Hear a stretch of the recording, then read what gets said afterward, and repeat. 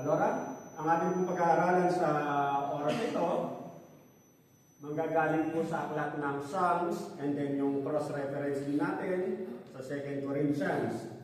Ang sabi niya rito sa Psalms 31, verse 14 to 15, ang sabi niya rito, "But I trust in you, Lord.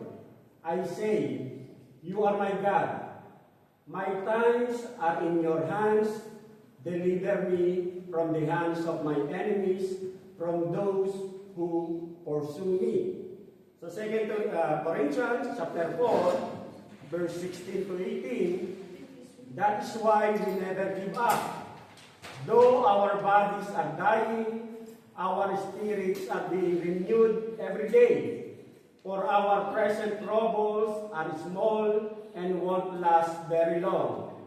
Yet they produce for us a glory that vastly outweighs them and will last forever.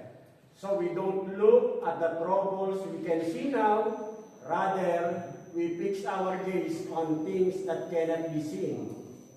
For the things we see now will soon be gone, but the things we cannot see will last forever."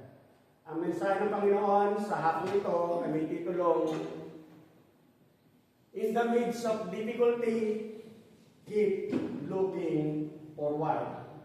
Sa gitna ng hirap, patuloy tayong umasa.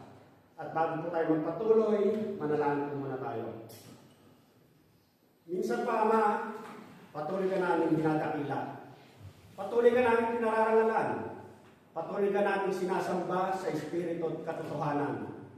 Salamat po, Diyos, minsan pa sa oras ito, binigyan mo muli kami ng panibagong pribileyo upang sumamba sa iyo, maging sa mga sandali ito, mag-aral ng iyong mga salita. Lord God, buhay ka, katulad ng iyong mga salitang buhay, Panginoon. Nananatili ka, Panginoon, hindi ka, Panginoon, nagbabago. Ikaw pa rin ang mga pangyarihan, ikaw pa rin ang simula, ikaw ang wakas, ikaw ang Alpha, ikaw ang Omega, Panginoon. Ikaw ang hari ng mga hari, ang Diyos ng mga Diyos, Panginoon. Lord God, tunay nga na ikaw po ang may kontrol at may akda ng lahat ng bagay, Panginoon. Salamat po, Ama, sa lahat ng mga katotohanan ito. Salamat po sa kaunawaan. Salamat po, Diyos, sa Santong Espiritu na siyang patuloy na tumutulong sa amin na maintindihan at maunawaan namin, Panginoon, ang iyong kalooban, Panginoon. Salamat po, Diyos, sapagkat tunay nga na pinilan mo kami, Panginoon, hinirang mo kami, itinalaga mo kami, pinagkalooban mo kami, Panginoon, ng iyong Santong Espiritu bilang tanda at tatak na kami mga anak mo, Panginoon. Lord God, napakarami, Panginoon, ng biyaya na binibigay mo sa amin. Napakarami ng pagkilos. Napakarami, Panginoon, ng katapatan mo. Ikaw ang unang umibig sa amin. Pinatawad mo kami at pinagkalooban mo kami, Panginoon, ng kaligtasan, Panginoon, ng karapatang tawagin ka namin, Ama-Ama. Pero may mga oras at sandali pa rin na kami nagkukulang, Panginoon. Lalo higit kung kami nakakaranas, Panginoon, ng mga bagay na para pang hindi namin kakayanin. Nagkukulang kami, Panginoon, sa aming pananampalataya. Patawad po, O Diyos, sa mga sandali na kami nakakaisip, nakagagawa, Panginoon, ng mga bagay na hindi kaaya-aya sa iyo, Panginoon. Dalayan mo nga po, O Diyos, na tunay nga na wala pong maging hadlang. Wala pong maging balakid upang malaya kang makapagturo, Panginoon, sa bawat isa sa amin, Panginoon. Patuloy mo nga akong buksan ang aming puso at isipan upang nasa kayo ang pagpapalang espiritual na nais mong ibigay sa mga sandali ito, ito'y patuloy namin tanggapin, Panginoon. Upang nasa gayon, patuloy po kami maging matatag, Panginoon, sa aming paglakad, sa aming takbuhin, Panginoon, na pinagkaloob mo sa amin bilang isang mananampalataya. Patuloy na makita sa amin na tunay nga na kami may Kristo, Panginoon, sa aming mga puso, Panginoon, sa aming mga buhay, Panginoon.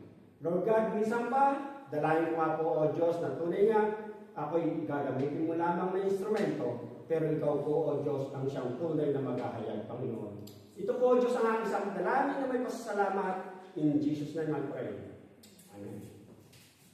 At dito nga sa ating pag-aaralan, in the midst of difficulty, keep looking forward. Sa gitna ng hirap, Sa gitna ng kalungkutan, patuloy lang tayong umasa, patuloy lang tayong lumakad, patuloy lang tayong magpakatatag sa ating takbuhin bilang isang mananampalataya. Sa buhay natin, kumbaga, sa mundong ito na moderna, makikita natin na masyado nang pinabibilis ang kilos ng buhay, ika nga.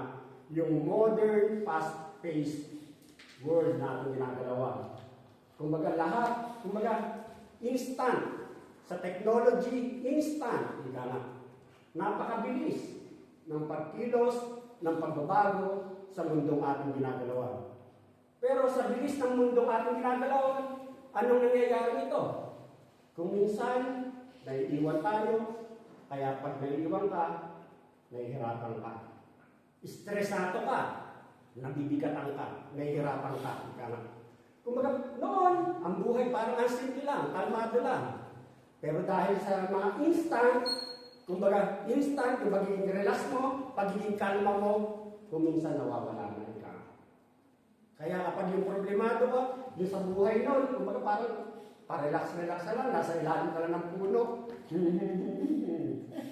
Pero ngayon, sa hirap ng buhay, sa bilis ng buhay, kumbaga, oo, maganda. Pero kung minsan sa bilis ng pag-ikot, galaw ng mundo, naiiwan ka, nabibigatan ka, nahihirapan ka. At maging sa buhay natin, ganun din, ika nga.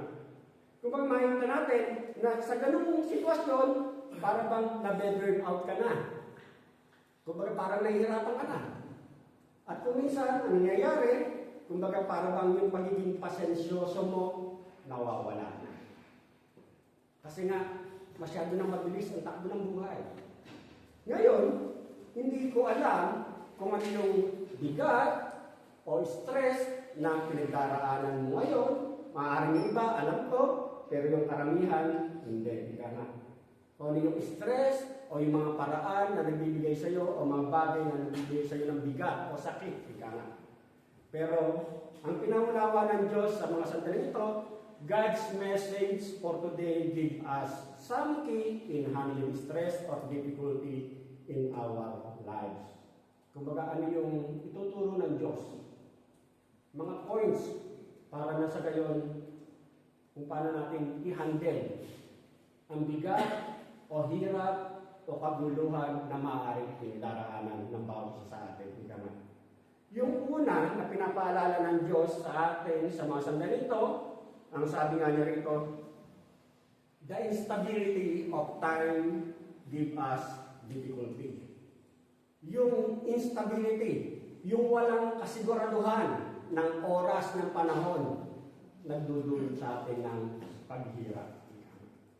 Ang sabi dun sa Psalms, my times, ang sabi ni David. Pero kung iintindihin natin, maging si David, maging tayo, kumbaga, are mark of instability. Sakop tayo ng walang kasiguraduhan. At dito, ang sinasabi, pag sinabi mong my times are, kumbaga, instability, yung mga uncontrollable changes na nangyayari sa buhay natin. May mga bagay na hindi talaga tayo sadyang, hindi natin talaga sadyang kontrolado.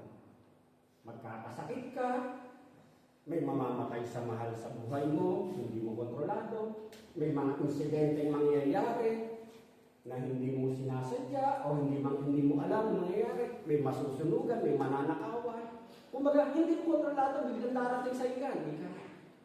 Kumbaga, mga sitwasyon na hindi mo kontrolado.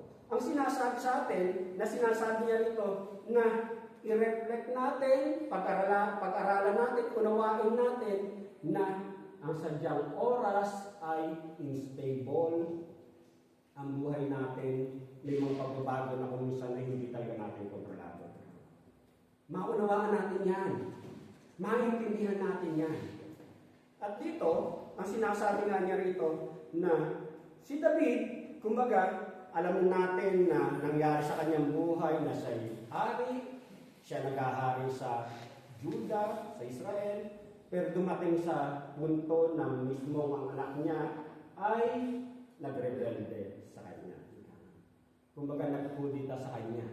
Kumbaga, una, ang sarap-sarap ng pagkakaupo niya bilang hari ng Israel, pero nandiyan yung kanyang anak na nag-interes sa kanyang kaharian, nagkudita laban sa kanya.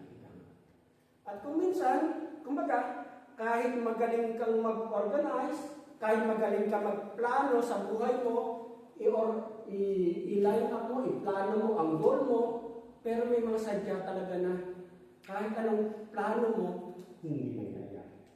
Kasi may mga unstable, may mga uncontrollable things na nangyayari sa buhay natin.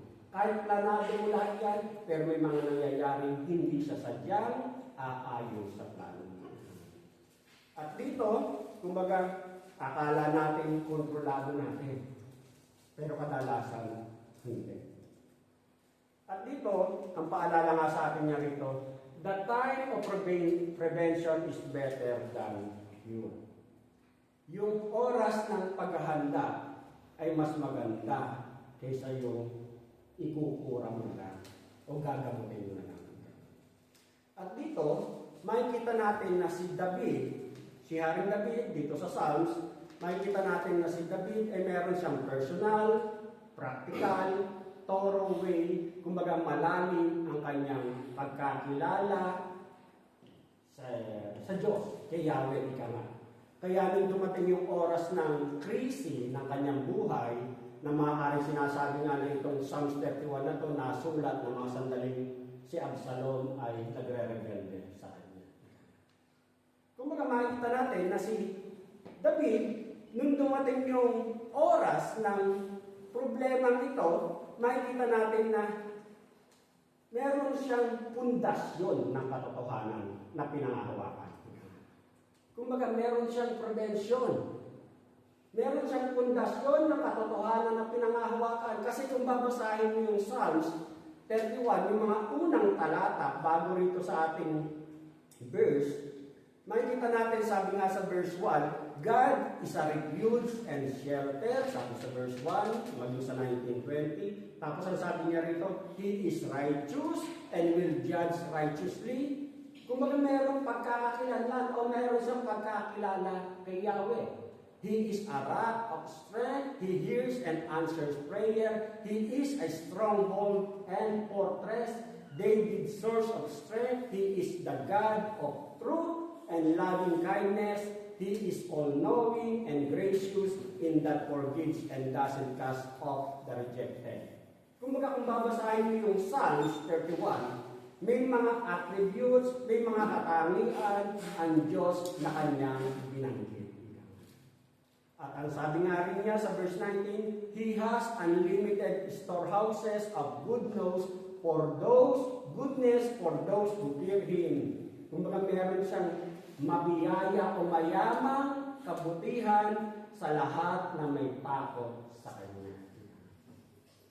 Kumbaga makikita natin na sa oras ng pagsubok, sa oras ng kabigatan, sa oras ng hirap, ng pagsubok o problema ng buhay, meron siyang pinangahawakan.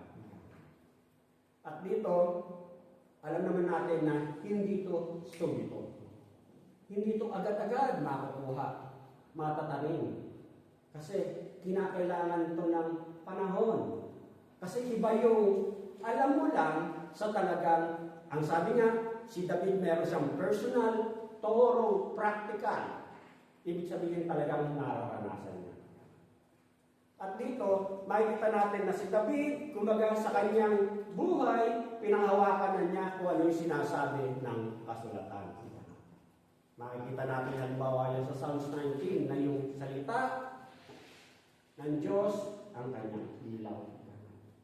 Ganon din sa atin na kung talagang sadyang may alam ka, hindi lang basta alam, practical na relasyon, pag-a-apply ng mga salita niya. Kumbaga, once na darating ka sa punto na ikaw ay makakaranas ng hirap o difficulty ng buhay, meron kang pinaghuhugutan. At dito, maging ang Diyos, sinasabi nga na si David, the man after God's own heart. Kumbaga, hindi yan subito. Kumbaga meron kang, kumbaga ito talaga yung buhay mo. Ito yung ginagalawan mo. Ika nga. At dito, ang pinaunawa nga sa atin na once na dumating yung difficulty o sitwasyon ng buhay, meron kang pinangagawa pa.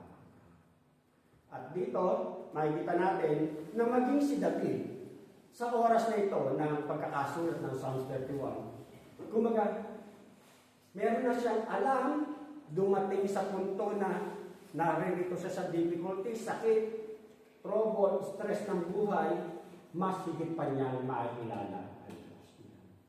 Maging sa atin, kapag dumaranas ka ng hirap, difficulty ng buhay, kapag yung dumanas ka niyan, pinadaan ka dyan, mas higit mong makikilala ang Diyos. At dito nga, ang sabi nga dun sa Psalms, sa Proverbs 1:33, but the one who always listens to me will live undisturbed. Kung sino raw yung laging nakikinig sa kanya, kumbaga pinangahawakan niya, will live undisturbed in a heavenly peace, free from fear, confident and courageous. You will rest unafraid and sheltered from the storms of life. Anumang dumating, na hamon ng buhay, bagyo ng buhay, kung alam mo kung sino yung iyong sandigan, kung sino yung iyong kanlungan, hindi ka matitinag. Kaya ang paalala sa atin dito, the time to get wisdom is before the calamity strikes. Kumbaga, yung magkaroon ka ng karunungan ito, bago pa lang dumating yung bagyo o distress ng buhay, kumbaga, meron ka ng alam. May pundasyon ka na. May bala ka na.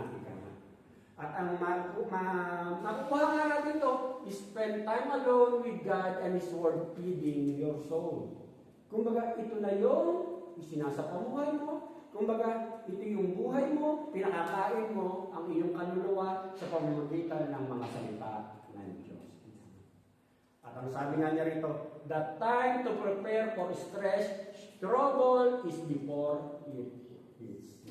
Bago pa dumating yung problema, dapat handa ka na. Kaya nga sabi, if you're already in a crisis and you don't know God as David did, seek Him like you never have before. Kaya nga kapatid, kung sa oras na ito ay hindi pa ganun kalalim ang relasyon mo sa Diyos, ito yung tamang oras na mas kilalanin mo siya. Kumbaga, kung hindi mo pa siya kilala, kumbaga, ito yung tamang oras siguro na pinapaalala sa iyo na mas kilalanin mo siya, mas hanapin mo siya. At dito, ang sabi nga niya rito, sa pagkilala natin sa Diyos, sa pagbabasa, pag-aaral ng kanyang mga salita, sa pagbabasa, makikita natin minsan may nire-reveal ang Diyos. May tinuturo ang Diyos para maging personal and thorough ang relationship mo sa Kanya.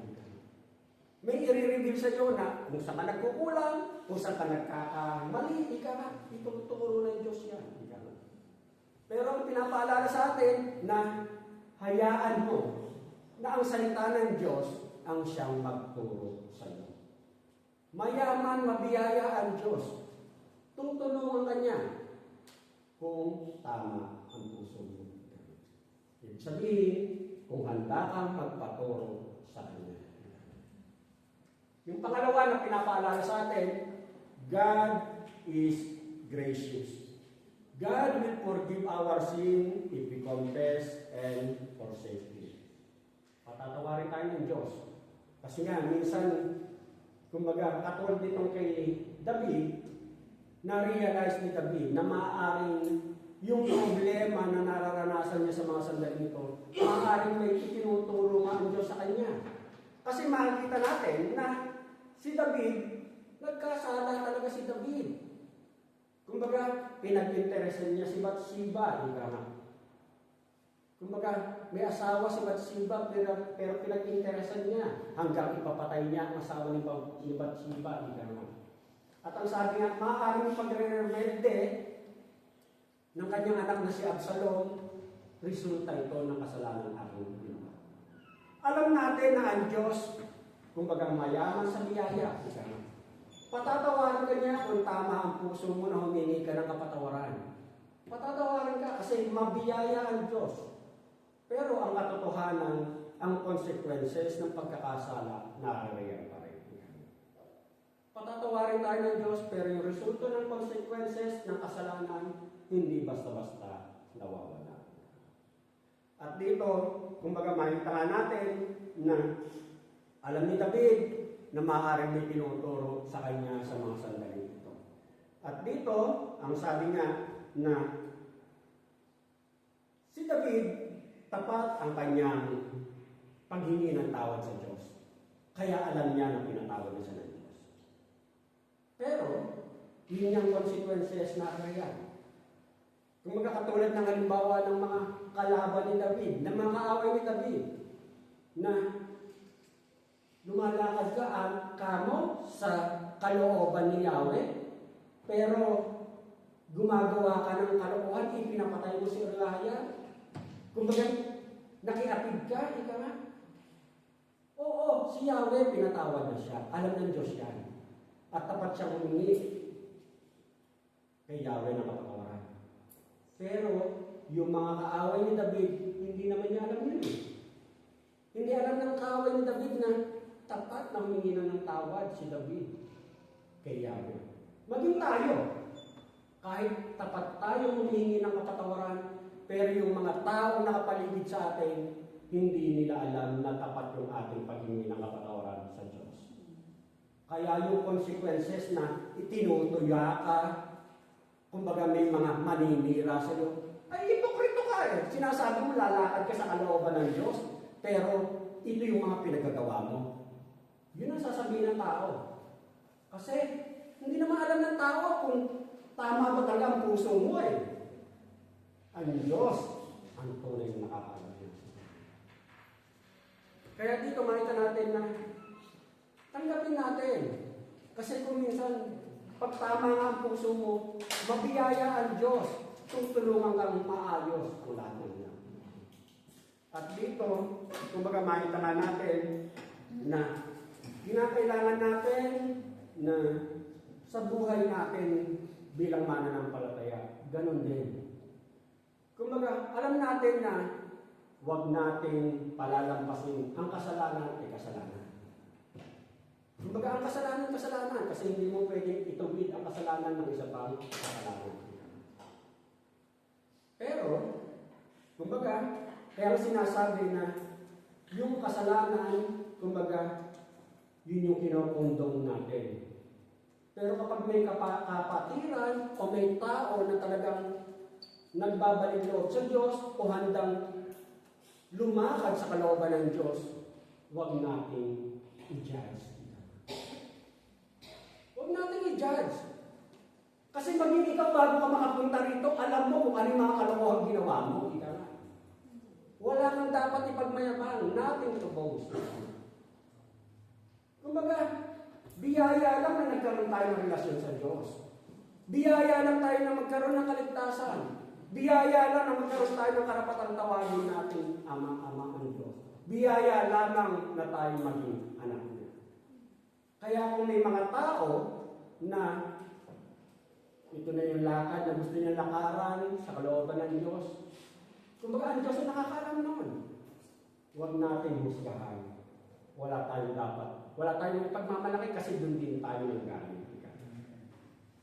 Kaya nga sabi, we can take refuge in our gracious God. Mapangahawakan natin ang biyaya ng Diyos.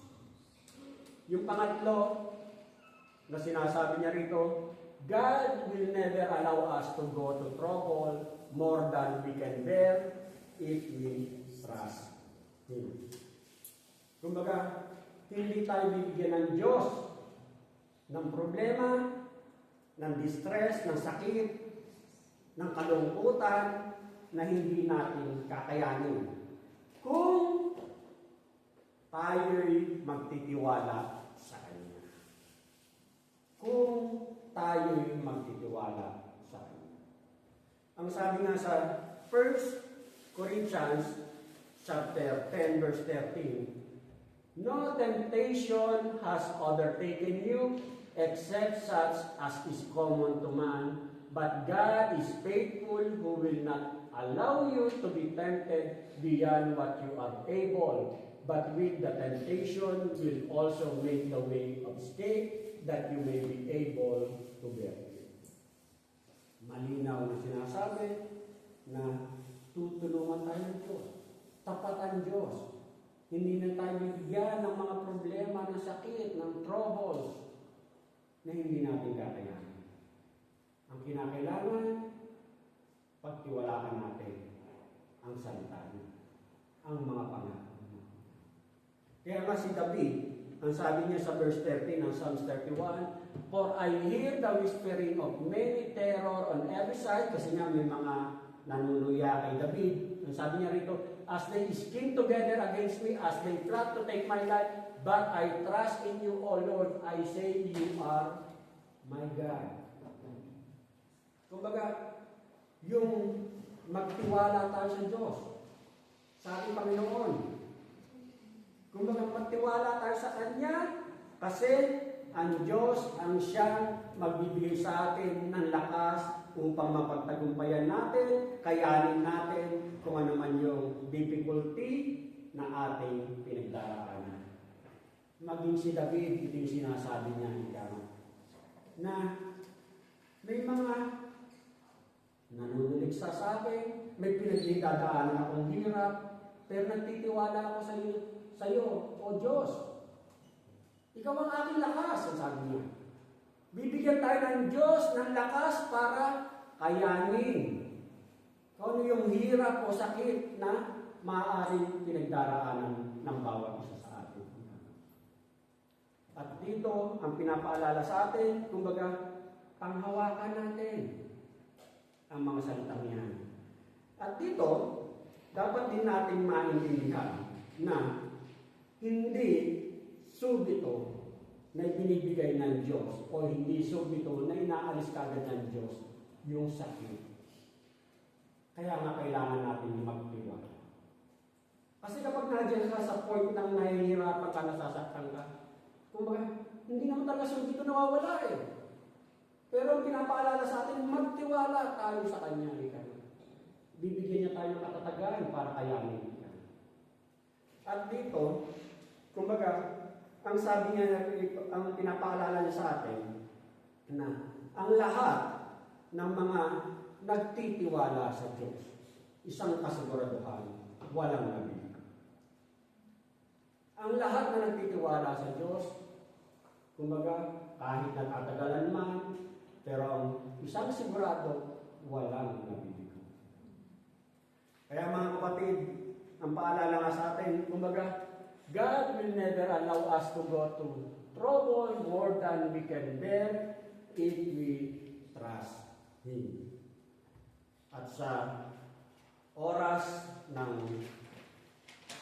pagsubok, ng sakit, kasi nga hindi subito, hindi agad-agad nawawala ang sakit, hindi agad-agad nawawala ang hirap, lalo na kung press yung problema, yung sitwasyon, masakit talaga, mahirap talaga.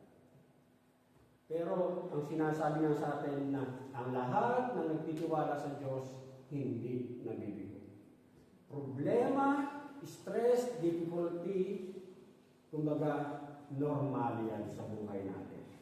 Katulad nga ng pinag-aralan natin last week. Bakit? Kasi hindi tayo robot. Hindi tayo robot. Makakaramdam talaga tayo ng sakit, ng hirap. Kaya tayo nasasaktan. Kaya tayo nahihirapan. At hindi pinangako nga ng Diyos na mawawala lahat yan. Kumbaga, pagdadaanan natin yan, kasi sinabi na sa atin na dadaanan natin yan. Kaya ang pinapaalala sa atin, kumbaga, ang sabi nga kanina doon Sa bilis ng ikot ng mundong ito, ang gusto natin subito.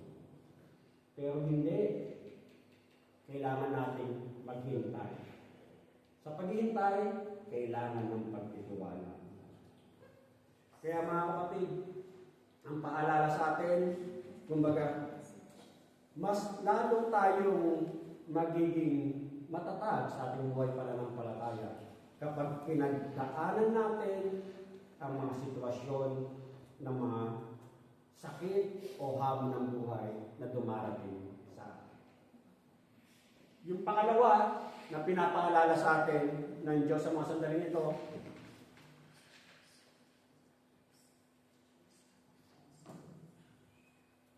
Christians are in God's hands. Ang sabi doon sa verse 15 ng text natin, my times are in your hand. Ang sabi ni David, ang oras ko ay nasa iyong mga kamay. Sa buhay natin, mga Kristiyano, ang Diyos ang sadyang may hawak sa atin. Mapangahawakan natin yan. Ang Diyos ang sadyang may hawak sa atin. At dito nga, na sa mga hamon ng buhay na dumarating sa atin, sa inyo, sa bawat isa sa atin, mapangahawakan natin na hawak tayo ng Diyos. Hawak tayo ng Diyos. Kung minsan pakiramdam mo, dahil nasasaktan ka, nahihirapan ka, nabibigatan ka, nahihirapan ka, para bang akala mo hindi ka hawak ng Diyos. Akala mo na kaligtaan ka ng Diyos. Pero ang Diyos, alam niya ang lahat. Walang nalilinig sa Kanya. All-knowing siya eh. Alam niya lahat ng bagay. At naiintindihan niya kung bakit ka dumaraan sa ganyan. At dito, kumbaga ang sabi nga niya rito, kumbaga, yung Diyos natin ay sovereign. Pag sinabi mong sovereign, siya may kontrol ng lahat ng bagay. Siya may hawak ng lahat ng bagay. Pero huwag natin kakalimutan na ang Diyos ay sovereign, pero personal din siya. He is a personal God. Kaya nga, dapat nararanasan mo yung relasyon mo sa Diyos. Oo, ang Diyos kontrol niya ang lahat ng bagay. Pero, ang Diyos ay personal God din. At dito, dapat nga natin maintindihan nang tanggapin natin ang ating Panginoong Kristo bilang personal Lord and Savior, binigyan tayo ng karapatang tawagin natin ang Diyos ng Ama-Ama. Binigyan tayo ng karapatang maging anak niya.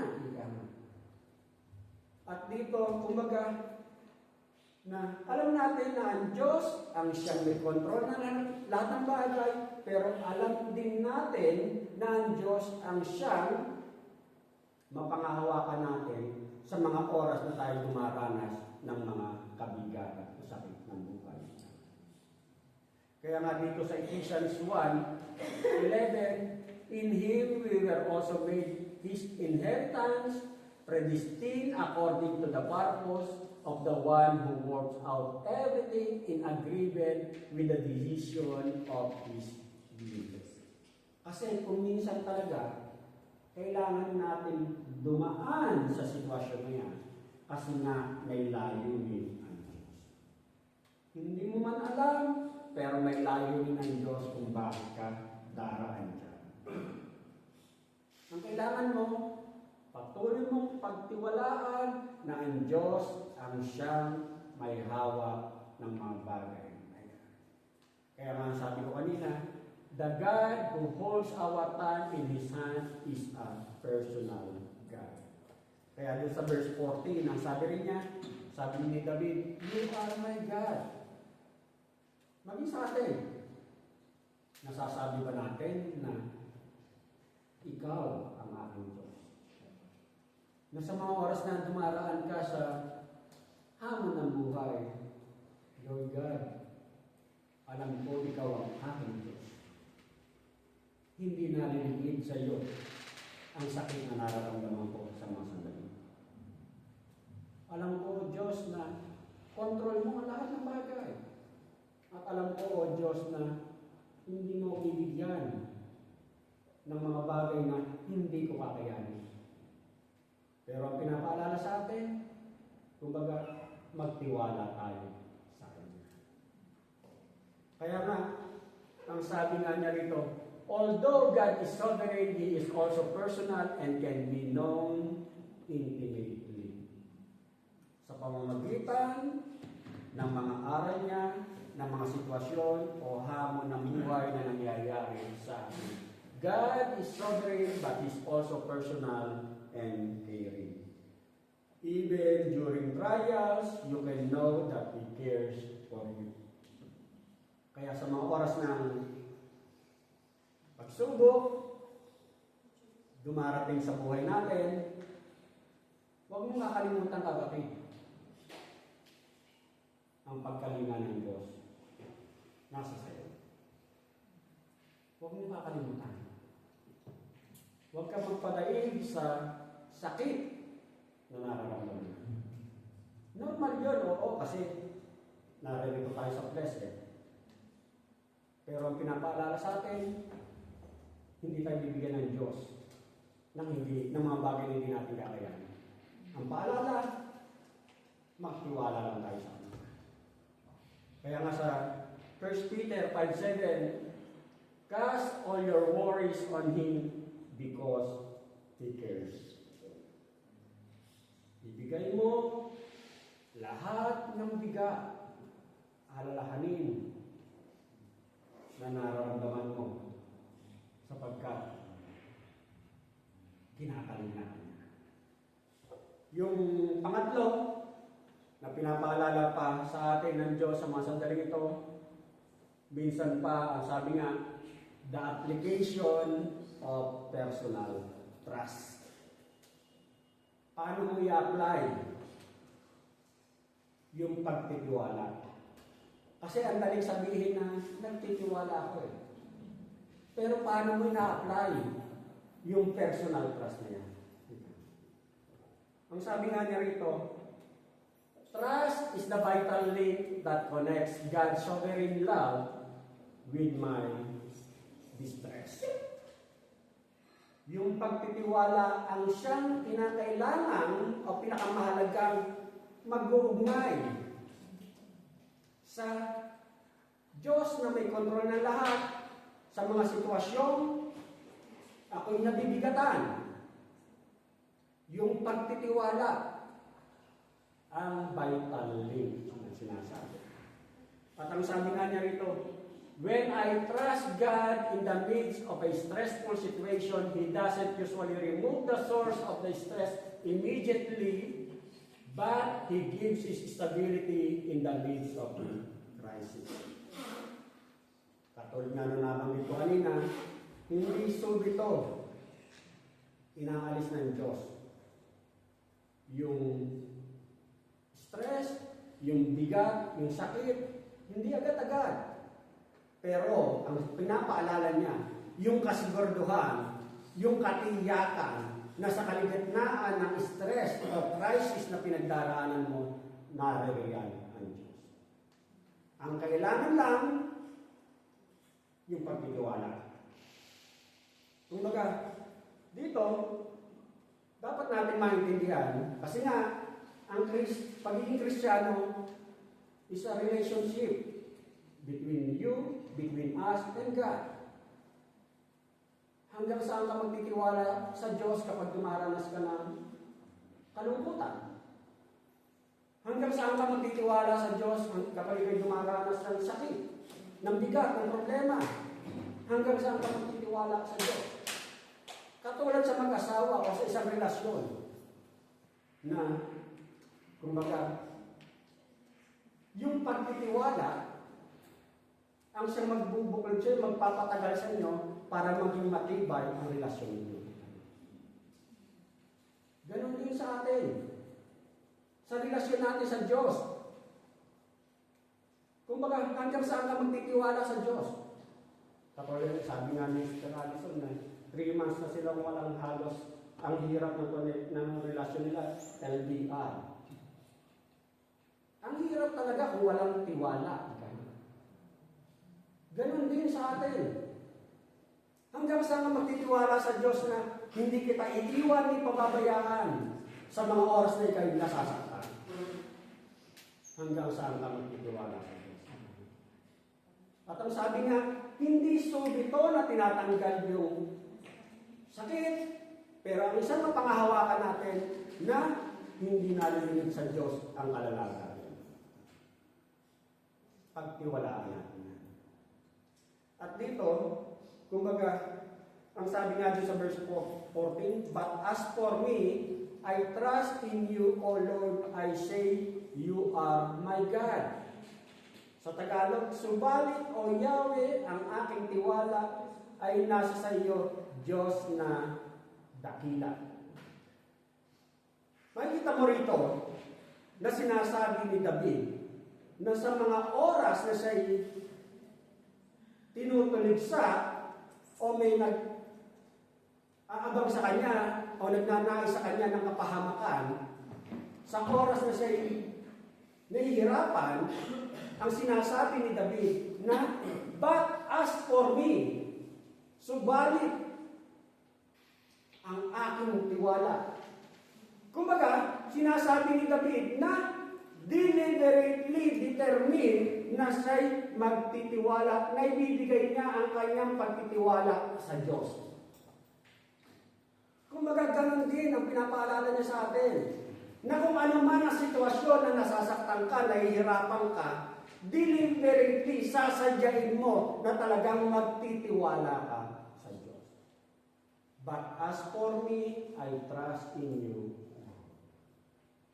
Kumbaga, para sa akin, subalit ako'y sadyang magtitiwala sa Diyos. Kaya nga, ang sabi niya rito, we must put our trust in God deliberately, especially during difficult times. Kasi yun ang pinakamahirap eh. Kapag yung dumaranas ka ng hirap, ng sakit, ng problema, ng mga pagsubok, yun ang pinakamahirap eh. Na sadyang ibigay mo yung pagtitiwala kapag ikaw ay nahihirap. Mahirap yun. Katulad halimbawa sa isang relasyon nga na medyo nagkaroon na ng lamat. Halimbawa, nagloko si lalaki o nagloko si babae. Ngayon, nagkasundo kayo na iaayusin nyo ang inyong relasyon. Dahil may lamat na kung minsan, ang hirap ng ayusin. Ganon din sa sitwasyon natin sa relasyon natin sa Diyos na kapag yung nasasaktan ka, nahihirapan ka, nadadaig ka ng panghihina mo sa laman, para bang ang hirap magtiwala sa Diyos. Pero dito sinasabi na si David, sinasadya niya na yung pagtitiwala niya ay ibinibigay niya, inilalaan niya sa Diyos. It was a personal, conscious, deliberate choice. Ito ang pipiliin mo, sasadyain mo na magtiwala sa Diyos. Trust always is. Kung sasadyain mo ang pagtitiwala mo sa Diyos. Kahit para bang may mga plano mo hindi umaayon sa gusto mong mangyari, pero naintindihan din natin na may God's will at may mga bagay na talagang gawa ng kaaway na hinahadlangan ka para ikaw ay bumigay, huwag ka magpatuloy. Katulad din na pag-aralan natin last week, Pero ang pinapaalala sa atin, anumang sitwasyon na nasasaktan ka, nabibigatan ka, nahihirapan ka, dapat deliberately magtiwala tayo sa Diyos. Huwag tayo magpadaig sa mga sakit na nararanasan natin. Ngayon sasabihin mo, parang ang dali Pero dapat natin maintindihan, dahil na nasa salaman tayo, normal yun. Kasi maging si David, naranasan yun eh. Naranasan din ni David yan. Ang sabi nga doon sa mga unang talata, sa Psalms 31, 6-8, Ika'y namumuhi sa nananambahan sa walang halagang mga Diyos-Diyosan, ngunit ako, Yahweh, sa iyong nananawagan, magbubunyi ako, lubhang magagalak sa iyong pag-ibig na di kumukupas, ang pagdurusa ko, iyong namamalas, maging suliranin ay batig mong lahat, di mo tinulot ako sa kaway, kinugtong mo ako at iyong iningatan. Dito, sa mga unang talata ng Psalms 31, makikita natin na si David ay sadyang nagtitiwala na sa Diyos. Ngayon dumating sa punto na para bang nadaig din siya ng kanyang laman. Kaya nga sabi, David reaches a point of contrast, but then he plunges back into anxiety sa verse 9 to 13. Pagdating doon sa mga puntong nagdabante, kumbaga medyo nag-alinlangan. Ganon din tayo, di ba? Kapag nasa point ka ng parang sinusubo ka, parang nag-aalinlangan. Ang sabi nga niya rito, lingapin mo ako, ikaw ay mahabag pagkat ako, Yahweh, ay nababagabag. Kumbaga, medyo natatakot na si David sa mga problemang nararanasan niya na may nagnanais sa kanyang buhay. Ika nga, mata ko'y magana dahil sa pag-iyak, mahina na ako at wala ng lakas, halos pumanaw na yaring aking buhay dahil sa lungkot ko at pananambitan sa dami ng aking suliraning taglay, umurong na pati buto sa katawan. Lahat kong kaaway ay humahalakhak, pati kapitbahay. Ako'y hinahamak, dating kakilala ay nagsisiilag, kung masalubong ko ay nagsisiiwas. Nilimot na akong tulad ng namatay, di na pinapansin, parang yagit lamang. May mga bulungan akong naririnig mula sa kaaway sa aking paligid. Sa kanilang balak ako'y nanginginig. Ang binabalangkas, ako ay pilig. Ibig sabihin, nung una, si David may pagtitiwala. Pero siguro, nakita niya yung sitwasyon na mismong anak ko ang siyang nag-i-interest pumatay sa akin. Nadaig siya ng kanyang mga alalahanin, ng kanyang mga takot.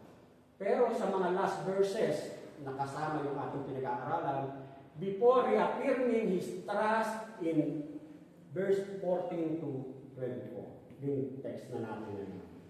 Kumbaga, sinigurado niya na pangahawakan ko, magtitiwala ako sa Diyos. Kumbaga, yung personal choice, yung conscious choice ng mga sitwasyon na dumarating ka sa punto na nasasaktan ka, yung personal choice mo na mas gugustuhin mong magtiwala sa Diyos. Personal trust is like that you wrestle with your anxiety and finally cast them on the Lord and experience His peace. Na yung pagtitiwala mo, pinaglalabanan mo. Kasi ang hirap naman talaga magtiwala kapag yung nasasaktan ka. Kahit sa relasyon, di ba? Kapag nasira na yung pagtitiwala mo sa asawa mo, kanino man, hindi ka nga, parang ang hirap magtiwala. Pero, dahil gusto mong maayos ang relasyon mo, mas pipiliin mong magtiwala. Ganon din sa atin. Sa relasyon natin sa Diyos na para bang nasasaktan ako sa mga nangyayari sa mga panahon ito, pagpasok ng 2025, parang kung ano-ano mga sakit ang nangyayari sa akin. Pero, mas pipiliin kong magtiwala sa Diyos. Kasi alam kong hindi nalilid sa Diyos ang mga sitwasyong aking pinagdaraanan. Mas pipiliin kong magtiwala sa Diyos. Kaya nga, mga kapatid, ang sabi niya rin, trust is actively, personally laying hold on the character of God as revealed in His Word and applying it to your particular crisis. Anumang sitwasyon o sakit na nararamdaman natin sa mga sandali ito, i-apply natin kung ano yung katotohanan na sinasabi ng salita ng Diyos. Mas piliin natin panghawakan yung katotohanan na sinasabi ng salita ng Diyos. Yung pang-apat na pinapaalala sa atin,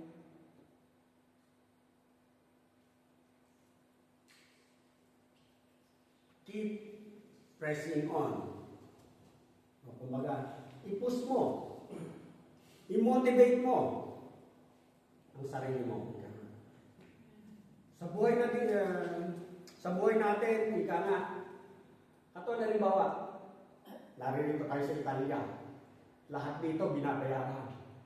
Kaya nga sinasabi, bawal magkasakit. Bawal tamarin. Kasi marami kang boleta. Bawal. Anong gagawin mo? Kahit pagod ka, babangon ka, kahit medyo masakit ang balakang mo, iindahin mo. Kaya pag nasa trabaho ka, wala kang nararamdaman. Pag-uwi mo, anong ginagawa mo?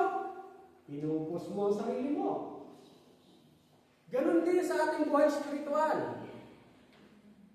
I-push mo ang sarili mo.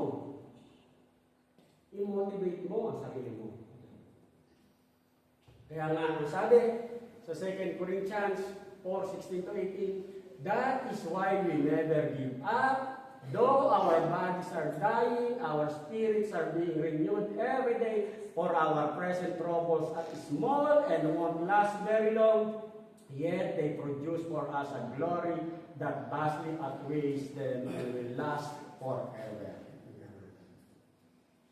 Kumbaga, ini-encourage ni Apostol Paul ang mga mananampalataya dito sa Corinto, ika nga. Maging sa atin, ini-encourage tayo ng Diyos sa mga sandali ito, na ano man yung sakit na nararamdaman mo, lungkot, hirap na nararanasan mo sa mga sitwasyon ko, kumbaga, huwag kang sumuko. Huwag kang ma-discourage. Kasi, kumbaga, ang Diyos ang may hawak sa atin. Kumbaga, huwag kang matalo ng mga sakit na nararamdaman mo.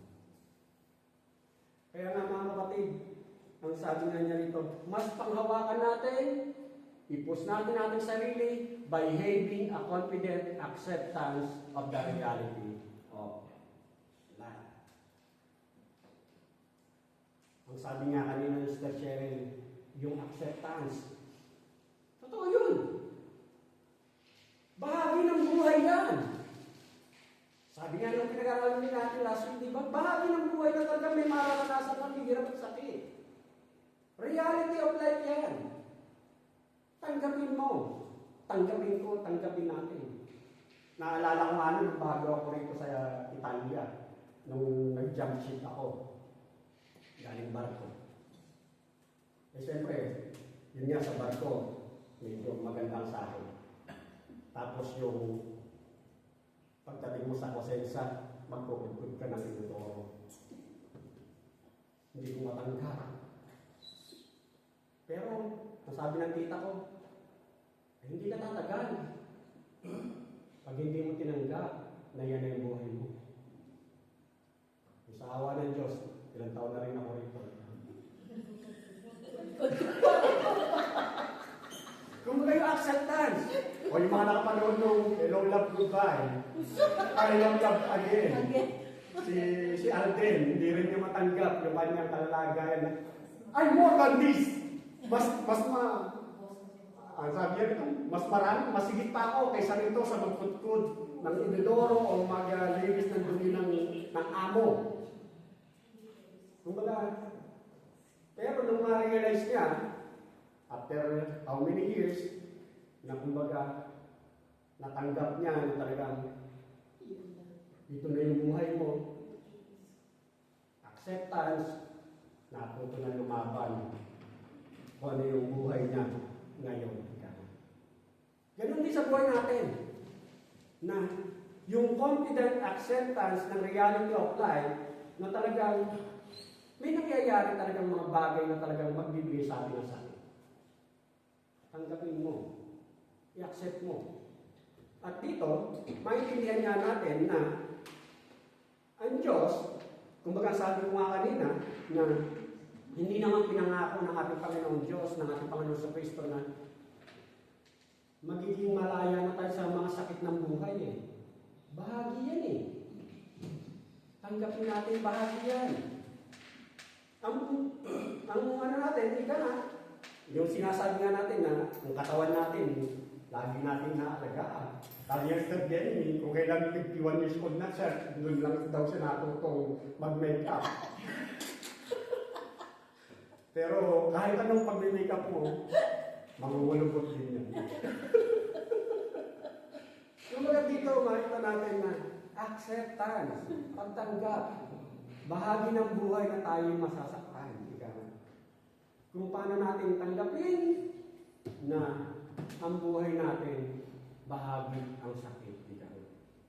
At dito, ang pinapaalala sa atin na every believer in Jesus Christ has their eyes open to something else. Na sa mga oras na dumarating ka o dumaraan ka sa hamon o sakit ng buhay, ito yung baka may pinapaalala ang Diyos sa atin na yung renewal of our inner self. Yung spiritual life natin, kumusta nga ba? Kumbaga yung relasyon natin sa Diyos, kumusta nga ba? Kumbaga, kung ang physical body natin ay inaalagaan natin, pinalalakas natin, pinatitibay natin, pinahalagahan natin, maging yung spiritual, ang inner self natin, palakasin din natin. Palakasin din natin. Kaya naman sa mga oras ng mga pagsubok, hirap ng buhay, kumbaga, meron tayong pinagbubuhan. At dito, kumbaga, nung tanggapin natin ang Panginoong Kristo bilang personal Lord and Savior, malinaw na ibinigay na sa atin ang nakakatulong natin. Ang sabi nga sa John 7:37-39, "Now on the last day, the great day of the feast, Jesus stood and cried out, saying, If anyone thirsts, let him come to me and drink. He who believes into me, as the Scripture said, out of his innermost being shall flow rivers of living water. But this he said concerning the Spirit, whom those who believe into him were about to receive." Kumbaga, sinabi ko ng ating Panginoon sa Kristo na pag-alis niya, darating ang Santong Espiritu na siyang magbibigay sa iyo ng tulong, ng lakas para mapagtagumpayan mo ang hirap at sakit na maaaring kabahagi sa ating paglakad sa ating buhay pananampalataya. Kaya, nasa sayo na. Nang tanggapin mo ang ating personal Lord and Savior, nasa sayo na. Kumbaga, palakasin mo, gamitin mo. Baka may tinuturo ang Diyos sa atin. At ang prosesong ito, ika nga, hindi yan yung, kasi usually, kapag yung newly baptized ka, talagang energized ka eh. Pero kapag yung ilang taon ka na lumakad, sa iyong buhay pananampalataya, minsan. Pero ang pinapaalala sa atin, this is a continual process. Dapat pinalalakas natin ang ating relasyon sa Diyos. Kasi usually, kapag yung newly baptized ka, talagang well-energized ka. Masyado kang agresibo.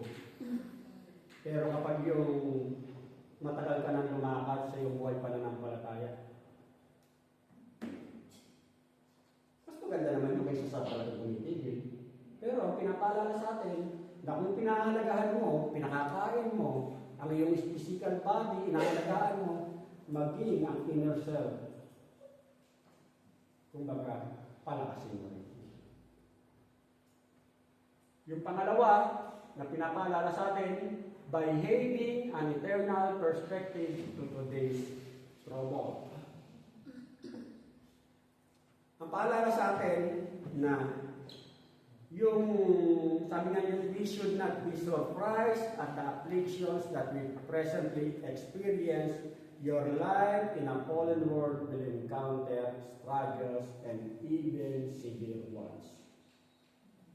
Kasi nga, narito tayo sa mundong hindi perfect.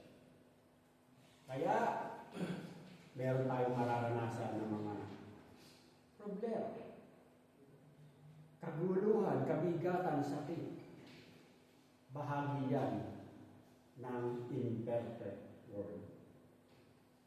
Kaya mga kapatid, ang pinangahawakan natin na yung mga bagay na yan dito sa imperfect world, light and momentary lang.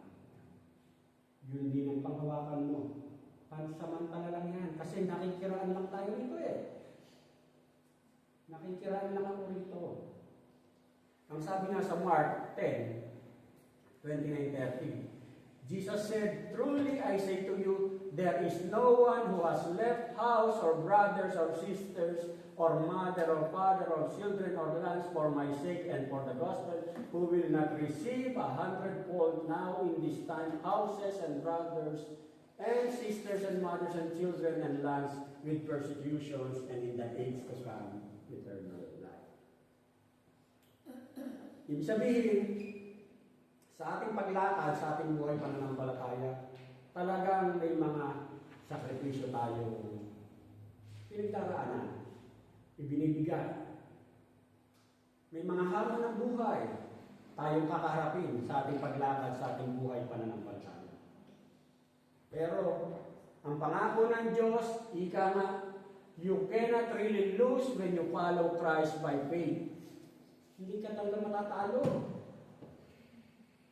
kung lalakad ka sa ating Panginoong Kristo sa pamamagitan ng ating pananampalataya sa Kanya.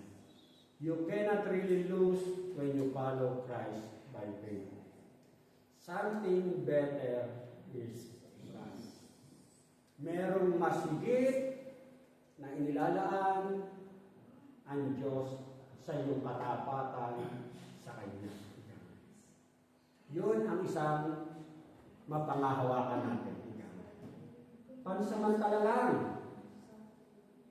Pansamantala lamang yung sakit at hirap na pagdaraanan ng bawat isa sa atin. Kaya sa ating paglakad, sa ating buhay pananampalataya, hindi ka talo.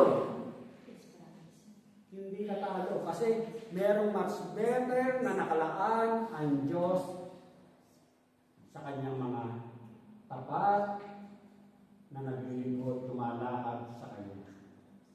Yun ang isang paniguradong ibinibigay ng Diyos sa bawat isa sa atin.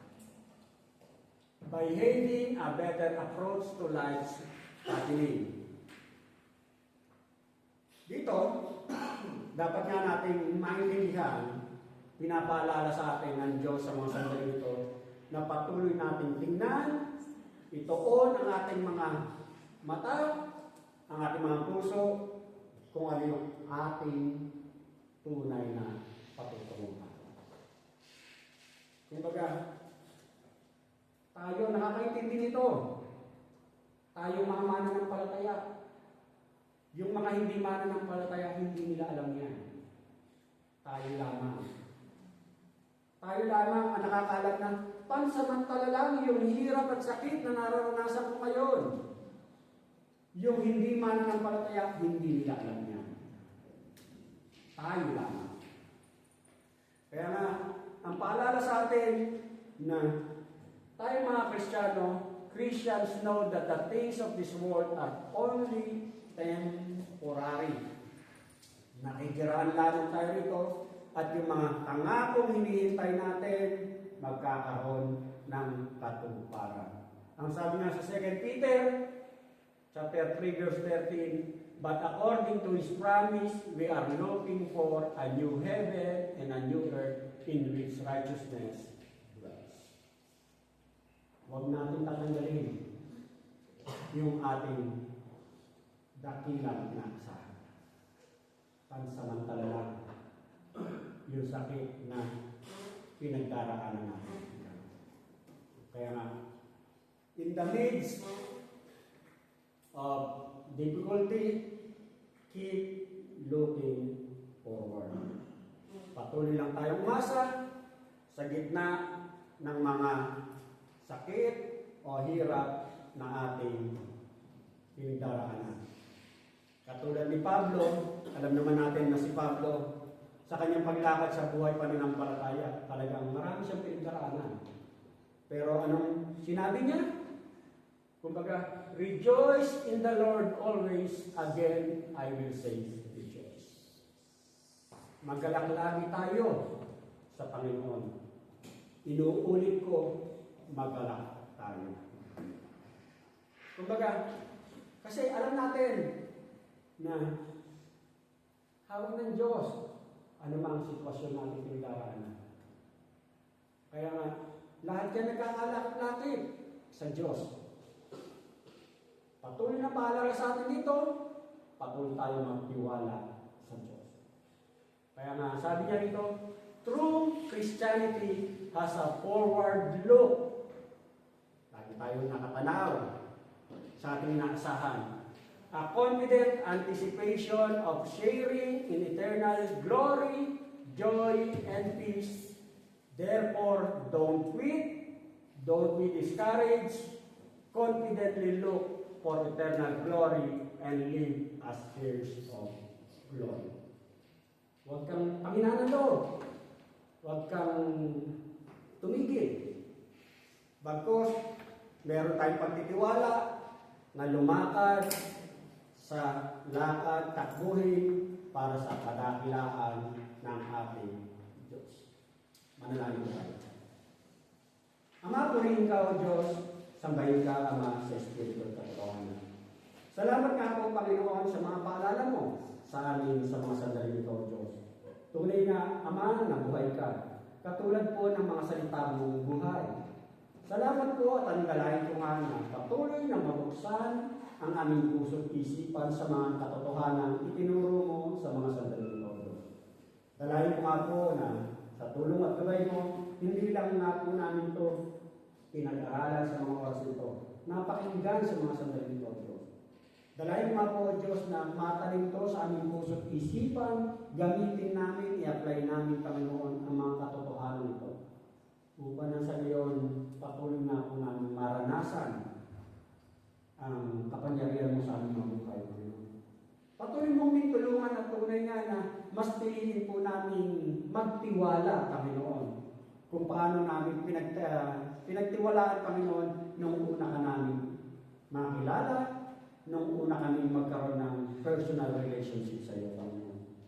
Tunay nga na sa mga paalala nito, patuloy nga kung magamit namin ito, O Diyos, para na sa gayon, anumang sakit ng buhay na aming dinaraanan, Lord God, patuloy po kami maging matatag, nakatayo, lumalakad ayon sa iyong tulong at kalooban, Panginoon. Salamat po, O Diyos, sa oras nito. Sa ilang po ang pinakatas ng papuri, para nga pagsamba sa tayong pangalan lamang ng iyong namin sa